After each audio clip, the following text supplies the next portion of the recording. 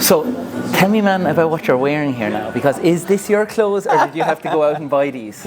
Yeah, bag just arrived. So. Did it arrive? Yeah, okay, yeah, so this is your gear. So a nice little. I was getting ready to put on like this Latin Swedish jersey or something, just get the fans going And so where did you fly from then, coming in here? Direct from Newark. So I figured direct. That's no problem. It didn't make it on the plane, no. Yeah, it didn't make it on the plane. So you had to get some running gear while you were here, though. Yeah, I just went down to the Adidas local shop here, and then went to the local running store, and they got me some socks. So nice. I'm set now. That may be the only tricky thing when you are a sponsored athlete and you have to go buy gear in a hurry. You're limited to finding the best of the Adidas gear out there. Luckily, Adidas has their bases covered when it comes to shops, just about any big city. Yeah.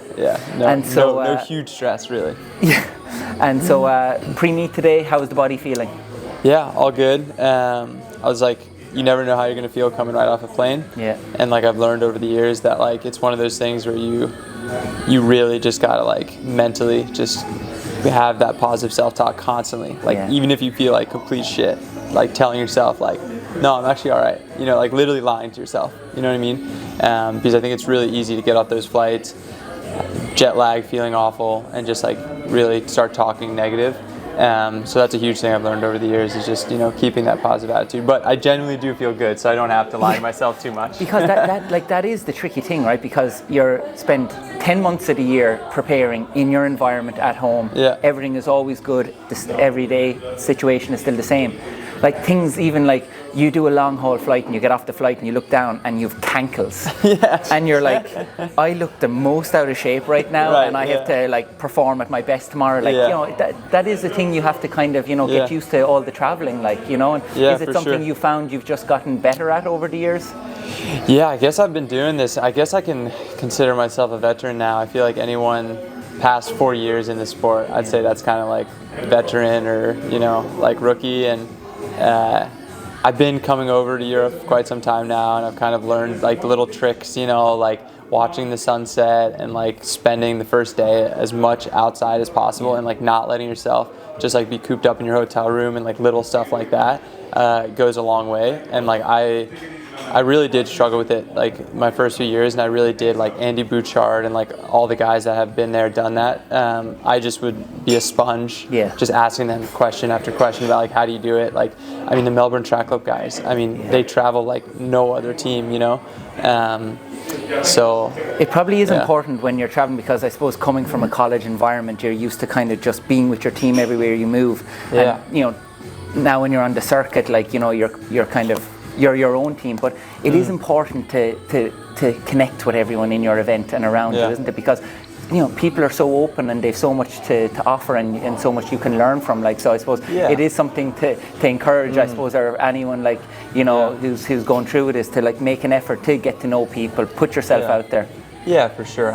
It's, I think, one of the joys that I've found in the sport, and I know you have found also, where it's just getting to meet your peers and colleagues in this community is really special, and people are really open, and I think this is a very rare sport where people are willing to be vulnerable and share the really bad stuff they've gone through, and the great stuff and everything in between, and through that everyone grows and everyone gets better. And I think, as we've seen the sport, even in the past 3 months, how much it's grown, and people seeing how accessible it is, through some of the content you put out recently even, and realizing oh my gosh, this double threshold thing is legit and accessible, and something that's not just some crazy Norwegian thing, and it's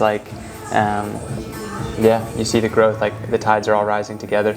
And so now coming into the season, because you're kind of this is your second race of the outdoor season, it'll be? Yeah, I like to consider this my first true fitness test tomorrow, and I'm really excited for it. How's the preparation been going so far this year?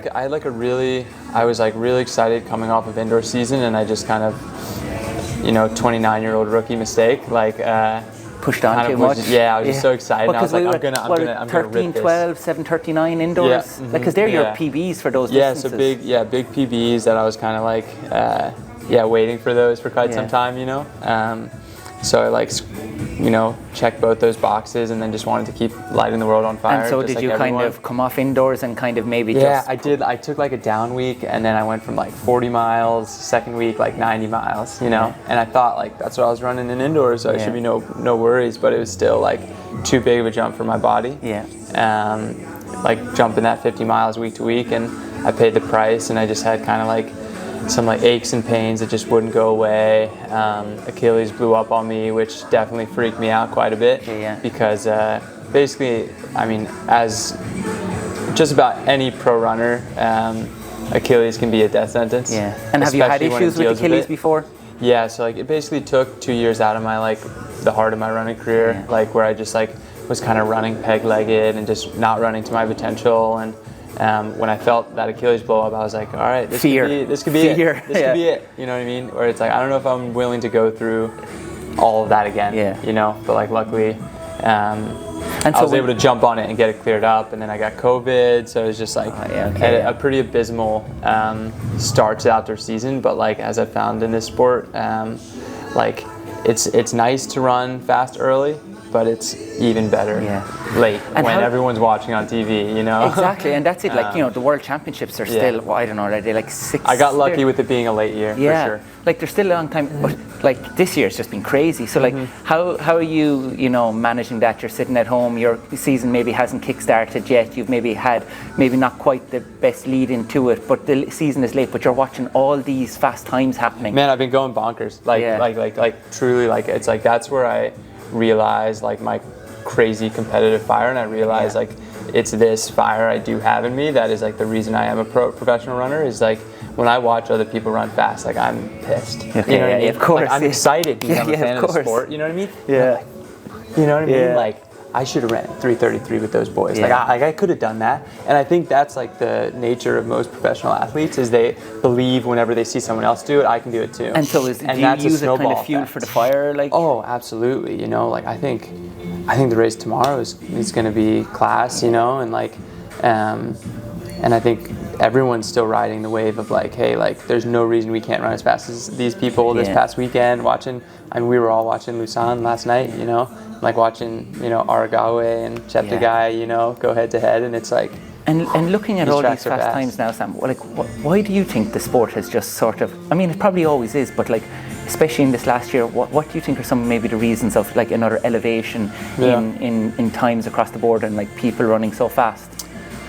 Yeah, I mean, that I feel like that is the biggest question mark. I think the biggest factor really is like a monkey see, monkey do type of thing. Like I truly do believe like the minute you see someone else you used to run with or compete with run 3:33, then you're like, oh, I could do that. I can do that too. And I think the way a lot of these races are set up now, they're so much better. Like where people are just going for it with the lights, being at the right time of the night. Like they're figuring out like the on-track series has been amazing in Europe, and like the sound running series in the US. Like these are meets that weren't around, you know, like 2 or 3 years ago. Like there wasn't an opportunity to have like world-class pacing with world-class competition coming to it. So like I don't want to give too much credit to the world ranking system, you know what I mean? But like people are having to like race more. They kind of feel there's a way of getting in there without necessarily getting the A standard too at times. And I do believe like the standards being lower, like everyone wants to just be safe. No one wants to like just be like, oh, I'm safe in the ranking system. You know what I mean? Like everyone wants to get the standard out right. So it does not matter how fast World Athletics makes that standard. It's going to keep escalating more and more. Where it's like, if the standard was still 13:25 like it was in Rio, I believe, for the 5K, people would probably still be pacing out races for that, you know? And that kind of be the normal professional 5K standard. Whereas now it's 13:05, and that's where everyone's mind is. How many years are you pro now? I ran 2 years with like this contract that basically was like dead money lying around at Adidas. That was like this old professional team's contract. I think it was like $6K. like, and it was just like old travel budget stuff that was like just, you know, was either going to be lost forever unless someone took it type of thing, with like a professional team that was no longer even existed. And Alex Lohr, shout out, like gave me that money, and that was enough for me to just travel that first, you know, few months. And then I started running better, and then I started like texting Ray Flynn, like, hey, like, is there any chance I could get a deal or a contract or anything? And then he was like, well, you got to go run fast in the 5K. And then I ran 13:29. I was like, okay, surely I'll get a deal now. And he was like, no, you got to run faster, you know? And then he's like, now you got to go run fast at 1500. So it was like one thing after another, and I just had to keep running well and competing well in those first few years. So it was like I think it was the end of 2018 when I officially got like the paper in writing, you know? Because I feel like a lot of NCAA athletes think it's something that's just going to be like, here you go. And then you realize it's like, oh, I need to still work for this, like in my situation, and prove yourself again and again. And it's like, no, I'm still here. Where it's like, maybe you get the first like, oh yeah, we might sign you, but then it'll be another 3 months till you actually get a piece of paper in front of you. So, So what would you say to like 6 years, I think? 6 years. Something around there, And so, like, what would you say, like, to NCAA kids now that are leaving college? And granted, like, we're not only just seeing some ridiculous times on the professional scene, we're seeing ridiculous times in NCAAs now as well. But, like, you know, maybe kids are good enough to be really, really good, but, like, when they're leaving college, they're early 20s. And, like, you know, you can, you know, late 20s, early 30s, like, how can somebody give themselves the best options to stay in it, even though maybe they don't? There are so few options, you know? And, like, like, people, like, Reed Fisher and I, we were, you know, on the outside looking in the 10K, you know? Like, finishing college, where it's like we're second team. I think Reed might have squeaked into first team, and it's like, those are the guys that are overlooked, you know? And, like, it is really tough to have that like self-belief in yourself that you could keep going. And I guess I would just say, like, you really have to look deep and be like, if you actually really love this, then go for it, figure it out, work part-time, do whatever you have to do, you know, like hustle, you know, like in our case, like we figured out. And don't be afraid to knock on doors. Totally, absolutely, I mean, I remember I sent like an email out to like anyone, because I used to work at Adidas, so I had like a few connections. I basically sent out an email to everyone there, like sports marketing team, shoe designers, like it didn't matter, you know. And I sent this email out, and I was like, hey, just pour my heart out. Where I was like, hey, like, I know I don't have the times, I know I'm not worth a penny right now, but if you guys give me anything, I'll wear your brand with pride, and I will do whatever I can to like make it to the next level, you know. And I got that little check, you know what I mean? Like little under the table, and I think I didn't even hear back. I didn't get like, you know, it was the type of thing where like everyone emailed me back and they're like, Sam, this is great, but like we can't actually, like, we'll put in a good word for you, but like got to put the times on paper first, you know. So yeah, it's a tough, brutal sport, and I think that like if you really love it, figure it out. You know. And I think, you know, sometimes like and use it as like a chip on your shoulder almost. You know what I mean? Where it's like if you're working part-time, like don't go into that thinking like, oh, these guys are like, these guys get to do training camps, these guys get physio twice a week. Like use that as your own power. Be like, man, I'm gonna race with those guys and work. The other side of it too is that like if you are working part-time, and maybe racing isn't going well, or you're not injured, you're not probably feeling the stress as much as you are as a professional athlete. For sure. And like, I suppose with jobs now, remote working and stuff like that, there are ways to set yourself up to allow yourself. I mean, you went from being a student athlete, you know, you spent other hours in the day other than training when you were in college going to class. So like, it is achievable. It's not like the dream isn't over. Yeah, of course. Yeah, no, there's so many like routes you can take now, and like there are so many options, like you said, with remote work, you know, with like coaching, like that you can, if you're willing to put in the time and effort, you know, and like find something that makes it work, you can, you know, like just about half of our team works part-time or does something, you know, some sort of side hustle to like make it feasible to like do this and not just like rack up debt or something, you know. And say now like you're 6 years being a pro, what are some of like the biggest lessons you've taken in that time that even you still think you can apply and work on going forward to even be better again? I think that like forgetting the person that you once were is very important. Yeah. Like every single season, like if I was like, the minute you rest on your laurels even a little bit, you're gonna get swallowed up and spit out. You know, like if you, like if I were sitting here right now being like, yeah, you know, like I made a world final, I was, you know, top whatever at Europeans, and being like, you know, stoked on that right now. There's 10 guys waiting in the you know, in the stables ready to, you don't get time to achieve that also, you know, to look back for too long, you know. So it's like you enjoy your accomplishments after you're done. You know what I mean? And like it sucks because you want to be present and enjoy, and like all of this, you know, is a dream for me to be running in stadiums like I'll get to tomorrow. But at the same time, like you have to forget that I was a 10K runner in college. Because if I were to say like I'm a second team All-American and I'm competing with Luis Gribalva and you know absolute class talent runners, you know what I mean, and I'm like, I'm just happy to be here, I would get my ass kicked every single time. You know? So you almost have to like bury that old self, you know, and constantly be trying to like grow and get better and better, because it is such a cutthroat sport. Do you think like it really is a sport, and I suppose it's true for a lot of sports, but like, and I know it's a cliche saying, like it's not about the destination, it's about the journey. But like, is there any real destination in this sport? No, that's the thing, is because like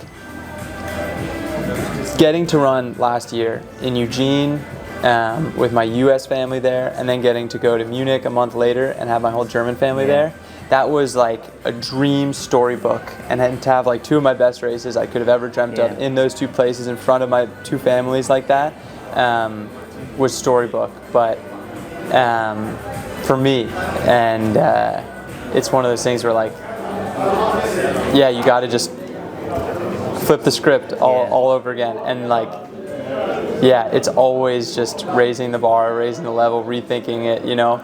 And it sucks because like I'll look back and I'll enjoy it one day, you know, but like right now I don't want to, because I'm afraid of that complacency. Complacency is the enemy, you know. So and so now, say for the summer going forward, say tomorrow night, what would be sort of a result you'd be, you know, what are you looking for out of the race tomorrow night? Top 5, like a top 5 finish. Like that Olympic window just opened, and like I kind of like told myself like, hey, Budapest is amazing, like I want to make another final there, like that's a huge goal, you know, is to get back to the 5K final and compete better than I did in Eugene. But top 5 tomorrow, rack up some really good points for the, you know, Olympic, you know, qualification system is kind of like the big thing. So just competing. I know everyone says that, and everyone kind of like says, like, I always like joke with our guys, like when they're getting interviewed, that they'll be like, yeah, you know, like I'm just going out there to compete tomorrow, but you know, I'd really like to run like 7:35. You know what I mean? And it's like, you're not competing now. But you want to run 7:35. It's funny because Ollie Hoare from OAC, he talked about, like, you know, I was listening to the Coffee Club podcast, and like he was like, if you asked me when I went into the race, would I be disappointed with 3:29? Right. Yeah. But like I can't remember, he finished 7th, or I can't remember. Right. And then like his two teammates beat him. Like, and it's like, it's that moment where you're like, this was the. Like if you asked me yesterday, would I be happy with this? A buzzing. And that goes back to your question before. It's like there is no goal. It's like if he would have gotten an Australian record, he would have been stoked. But there's always something else. There's always another peg. Like I bet you Mo Farah right now, who's checked every single box. There's something you could imagine. Like he's thinking probably about the marathon. Why it didn't go well? Yeah, exactly. Like 2017 London. Like I was there in the stands as a fan watching him, and he lit that whole stadium up. Like there was kids crying next to me. Everyone was doing the Mobot. Like I mean, just a transcending atmosphere and race that he established there. And I bet he's sitting at home right now still thinking like, oh, I could have, I should have, would have, should have, the 3, you know, like words of regret. Because it's never enough. Your bar always gets higher, and you reset and you rethink. And it's a brutal game, man. It's a brutal game, man. Yeah, it's always like, again, it's always turning, and you know, like that, like people, you're not only judging like your I suppose success off, you know, yourself, but you're judging it off others. And then when the game gets higher, the bar gets higher. But at the end of the day, like, I suppose the only thing you can really try to get is just, it's reaching your potential, right? And whether you win, lose or not, I think we all know whether we had a good run that day or not. Yeah, absolutely. You know, like that 30-year-old mark is kind of like a scary number for runners, where all of a sudden you think, okay, like my speed might be going, like these are kind of your last prime years, and that's where I'm at right now. But at the same time, like I do think about like retirement and how that might look. And it is the type of thing where it's like, man, I'm having too much fun and I love it way too much to like even think about that right now, like because of just walking in that stadium together today, that like we got to do, and like you can just feel the energy there, and it's like, man, it's special, you know. So thinking about that, like going forward, like, you know, you've had your few injuries which led to a little bit of maybe inconsistency or things like that, but like when you think about your potential, like how much fitter do you think you can be? And then with that, like, you know, if we took that, because that 30 mark, right, it is in the head, right? Yeah, of course. Now I'm going to be 35 this summer, and I don't feel any different than when I was a 28-year-old. So exactly. I can tell you, if that's stopping you, don't keep going. Yeah. Because like, you gotta tell my girlfriend that. But like, you know, when we talk about sort of the, you know, endurance running is built off that like aerobic capacity, and like there is no real limit on that. Yeah. You know, so I suppose it's like about just kind of wondering like how you see yourself, like, you know, how much better you can see yourself, but also like a lot of it comes down to like the lifestyle. Do you want to keep living it? You know, there's sacrifices being in this game, you know, so like how long, you know, do you have certain goals you'd like to reach, or do you have just a certain amount of time? Or I have like 3 things left, you know, that I've thought about, where it's like, if I can, you know, win an outdoor German championship. I have indoors, but I've been second like 2 or 3 times now outdoors, so I've just been right there. So I want to win a German outdoor championship. I want to make an Olympic team, and I want to run a beautiful marathon. Okay. And like whatever that means, I don't care if I shit myself at halfway. If it's beautiful to me, then it is. You know what I mean? So it's like, I'm not going to put a time next to that marathon, but I want to run one, because I think it's crazy how people will do this sport and they'll just say, oh, I'm a 1,500 meter runner. It's like, man, I need to test myself at a marathon, because that is such a pure distance, just like the mile is. You know? It is a different animal. Like totally. Even, like, you know, I was always. And I don't know what level I'll do that marathon at. You know, like, no, and you won't till you go there. You know. Because there's so many variables when it comes to it, like, isn't there? But who knows? If I do those 3 in the next, 6 months, I'm going to think of another 10 after that. Exactly. Like, anything to keep going. And just speaking of that, like then, like, you know, talking about a marathon. Do you see yourself like do you see yourself as predominantly a 5K runner? Do you see the 10K? It's crazy because you have also a fast 15 too, like, you know? It's crazy because I still feel like I am just figuring out the 5K and like what it really takes to like run a really good one. Like, you need to be strong at the 10K, and you have to be able to run 3:36 in order to like compete at this level in the 5K. Yeah, I really don't know. I don't have any like desire to like run a 10K on the track. As much as I would like run a marathon. The only place to run a 10K is go to London for the night 10,000 meter PBs. I know. And at least every time you're going through the straights. I had that on my calendar at the beginning of the year. I was like, maybe I run a 10K. That's the place to do it, I would recommend. But yeah, it's never ending, you know, and like, and you know, definitely like with the 5K, and even hearing you say it like now, like in your 6 years into your pro, you're still figuring it out. So that's another like, you know, message and lesson. There's so much in training that I still feel like I need to figure out. Like there's so much still that I feel like I could be doing. But I feel like everyone thinks that way when they see like, oh, like he's doing this or they're doing that, and you can see everything on Strava now. Are you interested in the sport from a sort of like, you know, some athletes will like whatever the coach says, not thinking about it. Do you think about it? I would say I'm unfortunately like a higher maintenance athlete, where like I do like want to have an open conversation with my coach like about training, and like luckily like I have a coach that is so responsive to that and like wants to sit down and like strategize and like say like, oh, what if we did 400s and then 800s, you know, or what if we did like a ladder, you know what I mean, and like we can bounce off each other like that, and I'll be like, okay, like and then she'll end up tweaking and fine-tuning, you know, and like putting whatever the final thing on paper is. But like if I feel like, hey, I want to, and I think that is something that is so overlooked with coaches, where they kind of have this crazy ego hierarchy thing where it's like, it's my way, I know everything. But it's like, if you're not listening to your athlete and like consuming what they want and what excites them, like if your athlete is telling you like, I want to rip 800s, you should probably let them rip 800s. You know what I mean? If that's what's gonna get them going before a race. And like obviously half the coach's job is just holding the reins back, you know? Like I think every single time Joan has ever sent me a workout, I'm like, all right, but we should do some like tempo work at the end, or like latch it onto the end, or like maybe some more 200s, you know what I mean? It's like I'm always asking for more, and it's her job to pull the reins back to make sure I can run a whole season in one piece. But it's one big puzzle. It's you seem to have a nice group there, and like I mean, I'm always watching. Even just there this morning, I was watching your last workout. And, cheers. You know, and that's like, it's so good, man, to see people like just showing what's going on inside, because the motivation that does for people is amazing, isn't it? Well, it's crazy that like when we first started Tinman Elite, there was the Flow Track Driven series, you know, and we drew so much inspiration from that, and then those kind of stopped happening, and there was this huge like hole in the sport at that time in like 2017, 2018, where there wasn't a lot of content creators that were making stuff, and we kind of really capitalized on that empty space of like, wow, people want something like to learn more about the sport and show workouts and really show the backside of professional running. And like now it's amazing to see like so many other people now and teams starting to like show more and like be a part of, you know, like this huge wave of content now that can be consumed for people to watch and be inspired by, and you know, in turn go and do themselves. And like that's part of the reason how the sport can have such a rising tide right now, where it's like, okay, I can see what Joe Klecker's doing, you know, and then, you know, do my own workout and say like, okay, Joe did that, I can do this. Okay, maybe I could run 13, sub 13 one day, you know? So yeah, it's Well, listen, Sam, man, thanks so much for your time. Cheers. And like this is it. This will be so much value and so much information going out to all those listening. And best luck tomorrow night, man. Cheers. We'll be there shouting. We'll get that post-race interview as well. There you go. And we hope there'll be smiles and there'll be lessons to learn from it as well. Absolutely, always is.